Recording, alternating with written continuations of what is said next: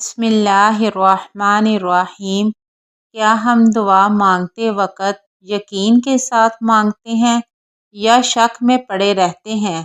آئیے رسول اللہ صلی اللہ علیہ وآلہ وسلم کی ایک عظیم نصیحت سنتے ہیں جو ہمیں دعا مانگنے کا درست طریقہ سکھاتی ہے۔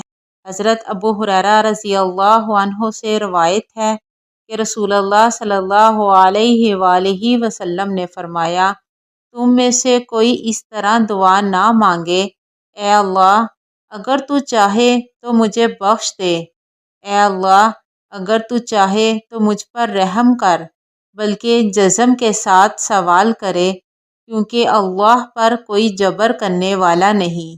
سنن ابو داؤد حدیث نمبر 1483۔ اس حدیث مبارکہ میں نبی کریم صلی اللہ علیہ وآلہ وسلم نے دعا مانگنے کے ادب کی تعلیم دی ہے۔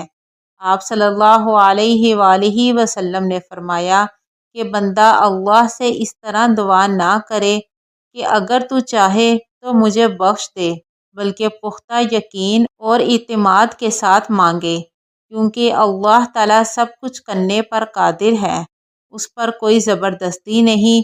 جب بندہ یقین کے ساتھ مانگتا ہے تو یہ اس کے ایمان اور اللہ کی قدرت پر اعتماد کی علامت ہے۔ شک کے ساتھ مانگی گئی دعا، دعا کے آداب کے خلاف ہے۔